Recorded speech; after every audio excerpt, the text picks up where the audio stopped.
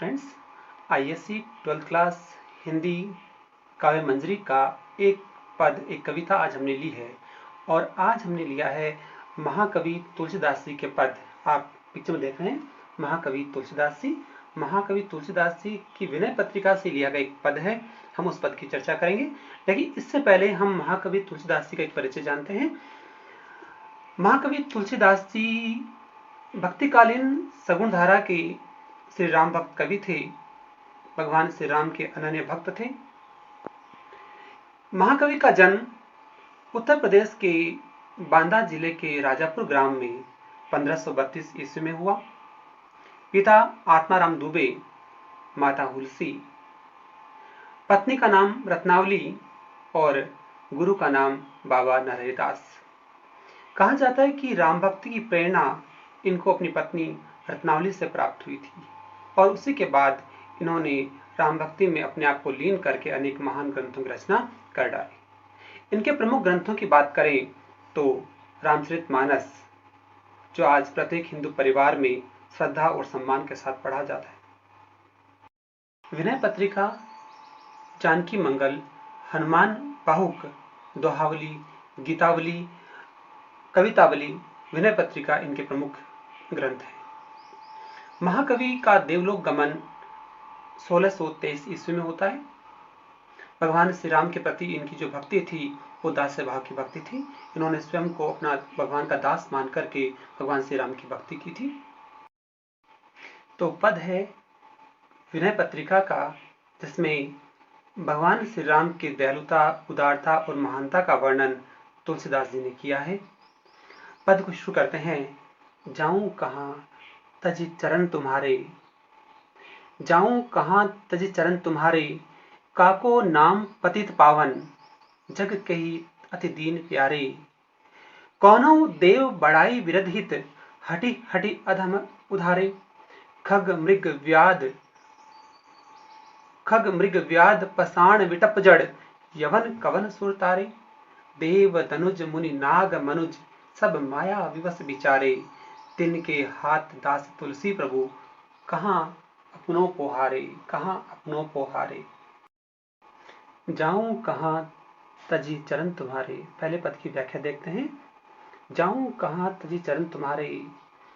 तुलसीदास जी भगवान श्री राम को संबोधित करते हुए कहते हैं कि हे प्रभु, मैं आपके चरणों को छोड़कर, आपकी भक्ति को छोड़कर कहाँ जाऊं, अर्थात किसकी भक्ति करूं। मुझे तो केवल आपकी भक्ति के अलावा कुछ दिखाई नहीं देता है।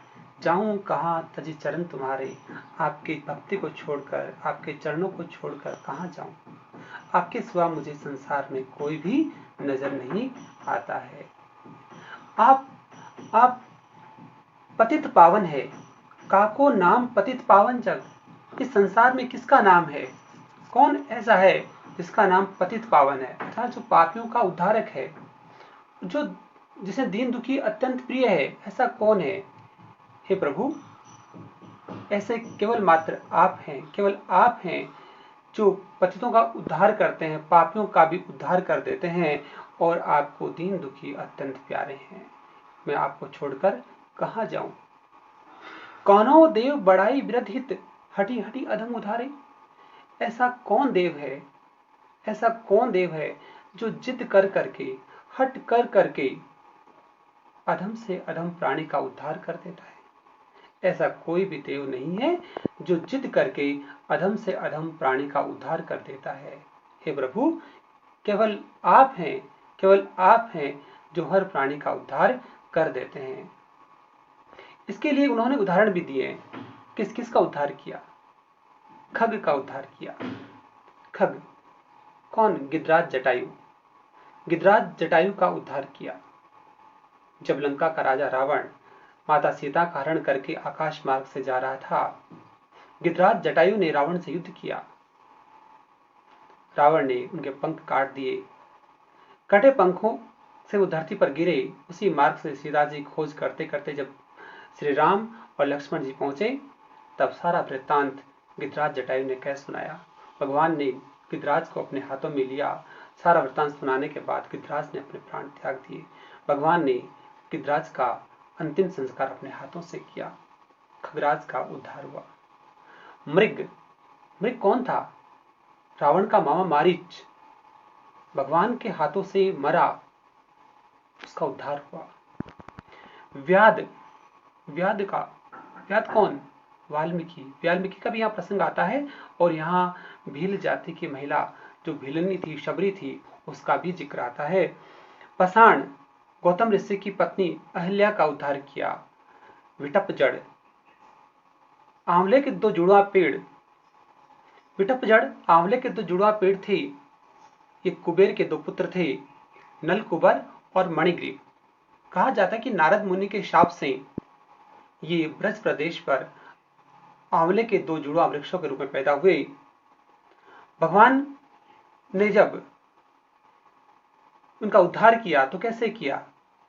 जब भगवान कृष्ण बाल्यावस्था में थे, बहुत शैतान थे, माता यशोदा ने एक दिन उनको उखल से बांध दिया, घसीट कर ले गए उखल को, और आंवले के जुड़वा जो पेड़ थे उनमें उलझा करके जोर से खींचा, आंवले के पेड़ उखड़ गए, अर्थात उद्धार हो गया। मणिग्रीव और नलकूबर का उद्धार हो गया। भगवान ने तो उनका भी उद्धार कर दिया। यवन कवन सुरतारे, अनेक अनेक राक्षसों का भी उद्धार किया। यवन नामक एक राक्षस था, उसका भी उद्धार किया। देव दनुज, तुलसीदास जी कहते हैं कि हे भगवान, आप तो इतने उदार हैं, इतने कृपालु हैं, आपको छोड़कर मैं कहां जाऊं, किसकी भक्ति करूं। देव दनुज मुनि सब, नाग मनुज सब, सब माया विवश बिचारे। इस संसार में जितने मुनि हैं, देव हैं, नाग हैं, मनुष्य हैं, दानव हैं, ये सब मोह माया के जाल में उलझे हुए हैं। जो मोह माया के जाल में उलझा हुआ है वो किसका उद्धार कर सकता है? किसी का उद्धार नहीं कर सकता है। मैं ऐसे लोगों के हाथ में, ऐसे लोगों के हाथ में अपने आप को कैसे सौंप सकता हूं जो मोह माया के में उलझे हुए हैं, दूसरे का उद्धार नहीं कर सकते। ऐसे में मैं अपने आप को उनके हाथ में कैसे सौंप सकता हूं? मेरे तो प्रभु आप हैं, मेरे तो प्रभु आप हैं, मैं तो केवल आपकी भक्ति करना ही जानता हूं। पूरे पद में भगवान श्री राम की महानता, उदारता और दयालुता का जिक्र किया है और उन्हें कृपालु और पापियों का उद्धार करने वाला, दीन दुखियों का उद्धार करने वाला बताया है। यहां तक कि जड़ और चेतन हर हर का उद्धार करने की बात उनके द्वारा कही गई है। तो ऐसे ही पद हैं तुलसीदास जी के विनय पत्रिका में। तुलसीदास जी के इस पद की जो प्रमुख बातें हैं उन पर अगर गौर किया जाए तो पहले तो शब्द देखिए आप लोग, पतित, पतित शब्द का प्रयोग किया है। पतित का अर्थ है गिरा हुआ, जिसका नैतिक पतन हो चुका है या जिसने पाप किया है। तो कहने का भाव यह था कि तुलसीदास जी कहते हैं कि भगवान श्री राम ने पतितों का भी उद्धार किया, पापियों का, जो गिरे हुए इंसान थे, प्राणी थे, जिनका नैतिक पतन हो चुका था, उनका भी उद्धार किया। इसी प्रकार से दूसरा एक शब्द है अधम। अधम का अर्थ भी होता है दुष्ट, नीच। दुष्ट या नीच को अधम कहा जाता है। तीसरा शब्द यहां आया है उद्धारे, अर्थात भगवान श्री राम ने उद्धार किया है, अनेक प्राणियों को मोक्ष प्रदान किया है, अनेक प्राणियों का उद्धार किया है। तो उद्धारे का अर्थ है उद्धार करना। अब यहां एक पंक्ति का देखिए, पंक्ति है कौन देव बराई विरधित, कौन देव बराई विरधित, हटी हटी अधम उद्धारे। इस पद की व्याख्या क्या है? तो देखो, तुलसीदास जी भगवान श्री राम से प्रश्न करते हैं कि हे ईश्वर, हे प्रभु, इस संसार में ऐसा कौन देव है, ऐसा कौन देव है जो अपने स्वभाव की लाज रखने के लिए, अपने स्वभाव की लाज रखने के लिए जिद कर करके अधम से अधम प्राणी का भी उद्धार कर देता है।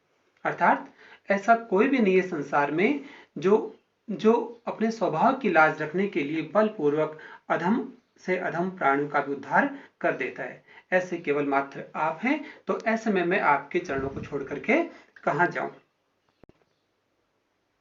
तो बच्चों, आपने इस पूरे पद को समझा, विनय पत्रिका के इस पद को समझा। मैं समझता हूं कि यह पद आपकी समझ में आ गया होगा। अब आप अपनी पाठ्य पुस्तक काव्य मंजरी को लेंगे और काव्य मंजरी से इसकी पूरी व्याख्या समझने का प्रयास करेंगे। कहीं भी अगर कहीं बात समझ में नहीं आई है तो आप एक बार इस वीडियो को वापस देखेंगे और समझने का प्रयास करेंगे। इसके साथ साथ मैं इस व्याख्या की एक फोटो प्रति भी लगा रहा हूं ताकि आप पढ़कर के भी इसको समझ सकें।